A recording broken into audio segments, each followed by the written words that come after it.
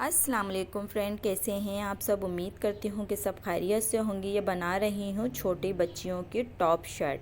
तो ये top style में शर्ट है और इसको मैंने किस तरह से तैयार किया था वो ये मैं आपके सारी चीज़ें स्टेप बाय स्टेप बताती रहूँगी।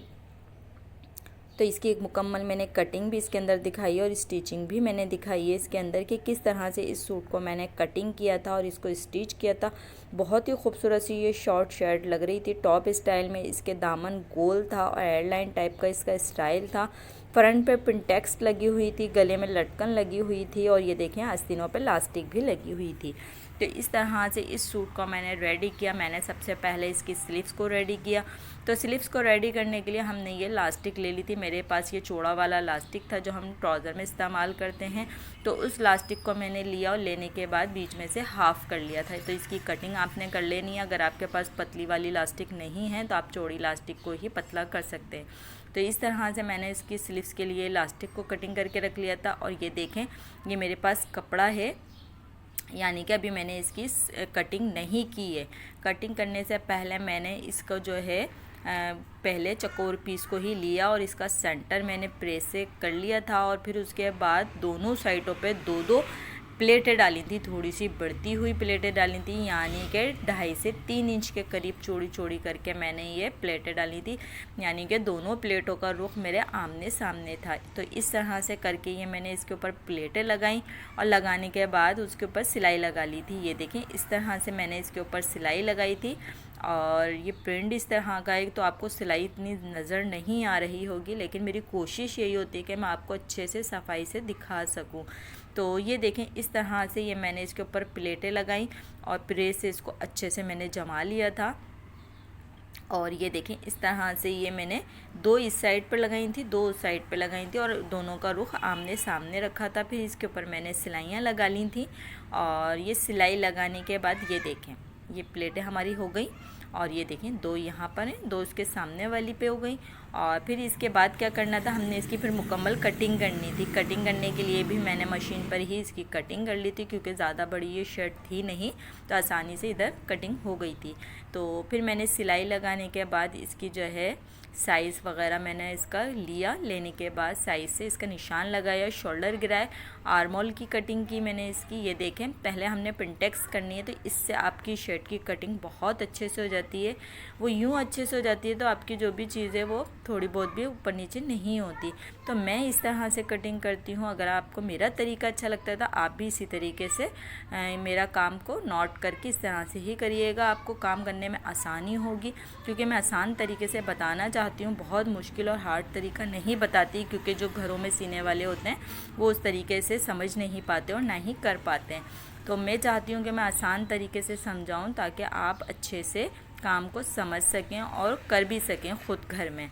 तो इस तरह से ये देखें, मैंने पहले पिंटेक्स कर दी थी इसके अंदर ताकि मेरे लिए काम आसान हो जाए। और शर्ट के अंदर पिंटेक्स करने के बाद मैंने इसकी कटिंग की थी। तो इस तरह से कटिंग करने से मुझे भी आसानी हो गई थी और आपको समझने में भी आसानी हो जाएगी। फिर इसके बाद मैंने थोड़े से इसकी शोल्डर यानी कि ये आर्मोल की गहराई काटी, जो फ्रंट वाला साइड था।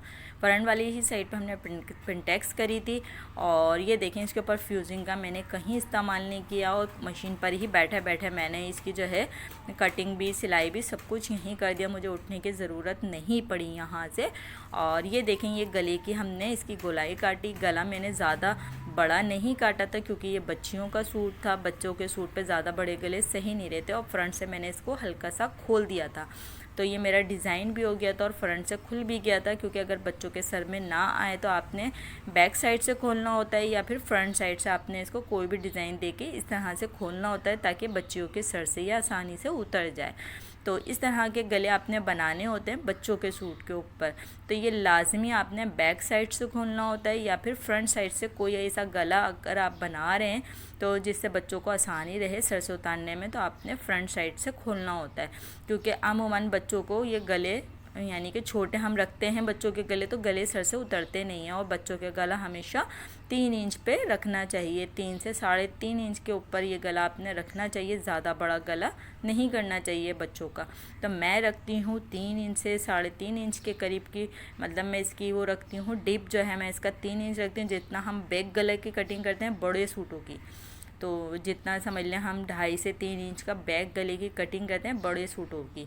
तो इसी तरीके से समझ लें हम छोटे जो सूट होते हैं तो उसका हाफ़ ही हम रखते हैं, क्योंकि 6 इंच 7 इंच का हम बड़े सूटों का गला रखते हैं। तो मैं तो इसका हाफ़ जो है 3 इंच के करीब रखती हूँ, 3 से 3.5 इंच के करीब की लेंथ रखती हूँ गले की, और बैक साइड से या फ्रंट साइड से इसको खोल देती हूँ, कट लगा देती हूँ, ताकि ये सर से उतारने में आसानी हो जाए। तो मुझे जो डिज़ाइन इसके ऊपर बनाना था वो उसके लिए मेरे को फ्रंट साइड से इसको कट करना था, थोड़ा सा वी कट होना था, यानी कि राउंड गला हो गया था, ऊपर से आगे से पीछे से राउंड गला हो गया था, और फ्रंट से हमने इसका हल्का सा वी कट कर दिया था, और वहीं पर ही मैंने पट्टी लगा दी थी बगल फ्यूजिंग के। फिर उसके बाद ये देखें इस तरह से ये डोरियाँ बनाई हैं मैंने, पतली पतली सी डोरियाँ बनाई हैं। तो डोरी को मैंने इस तरह से सी के बनाया है। आप चाहें तो गोल डोरी इसको सी कर और इसको सीधा भी कर सकते हैं, दोनों तरीके होते हैं। और ये देखेंगे लटकन बनाने के लिए ये मैंने इसका चौकोर सा पीस लिया, और ये इसकी डोरियाँ मैंने रेडी कर दी। तो ये देखें इस तरह से ये मैंने इसकी डोरियों को रेडी कर दिया था। इस दोनों डोरियाँ बना दी थी जो मुझे गले पे बांधनी थी, क्योंकि गला फिर फैल के बड़ा हो जाता, वो अच्छा नहीं लगता। तो आपने उसको कवर करने के लिए या तो लुप्स बटन लगाने होते हैं या फिर डोरी लगानी होती है। मुझे डोरी अच्छी लग रही थी, और डोरियाँ अच्छी लगती हैं बच्चों के सूट पे, और टॉप शर्टें जो होती हैं वो बाज़ार जैसी लगती हैं। अगर हमने उसके ऊपर डोरी बांध दी या कुछ भी इस तरह से कर दिया तो बहुत खूबसूरत सा उसका लुक आता है। और पाइपिंग मैंने थोड़ी सी इसकी बड़ी कटिंग कर ली थी, क्योंकि मुझे पूरा राउंड घुमाना था आगे से पीछे तक का, क्योंकि मैंने शोल्डर इसके ज्वाइन कर लिए थे। फिर उसके बाद जो इसका राउंड गला कटिंग करा हुआ था, तो इसके ऊपर मैंने पूरे राउंड पे आगे से लेके पीछे तक का एक ही सिलाई में एक ही राउंड पे पूरा राउंड को कर लिया था इसको।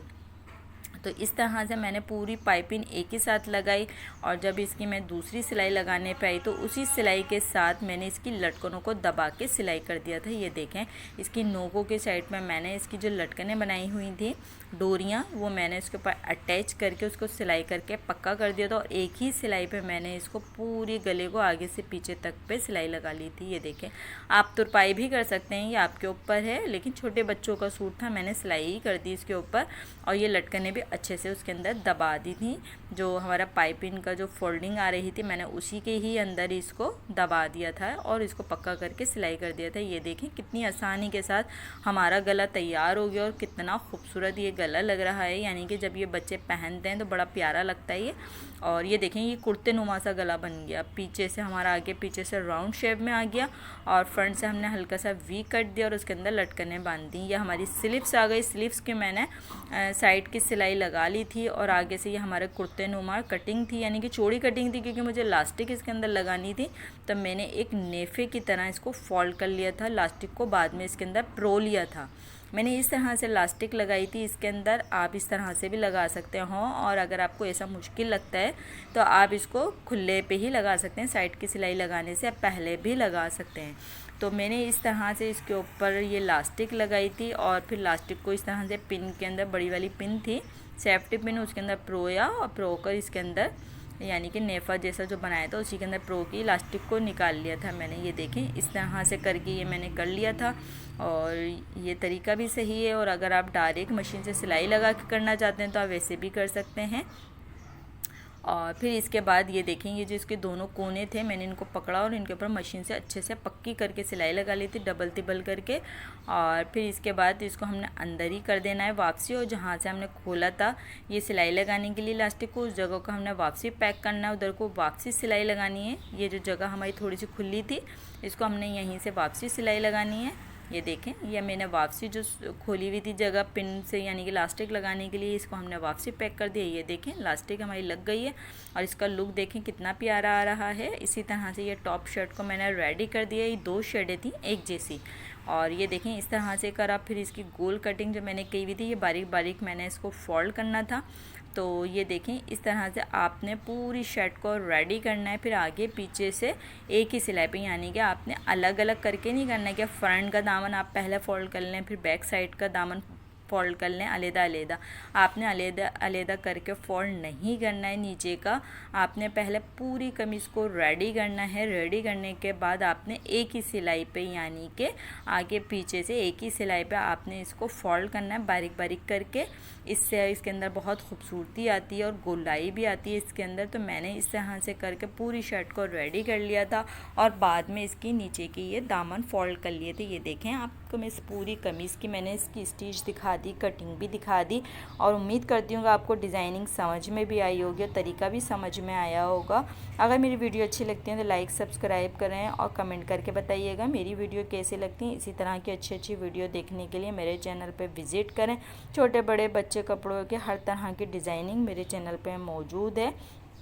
आपने आना है, एक बार विज़िट करना है और उम्मीद करती हूँ कि आपको मेरी वीडियोस पसंद आती होंगी और इनके डिज़ाइनिंग भी अच्छी लगती होगी। अपना ख्याल रखिएगा। अल्लाह हाफिज़।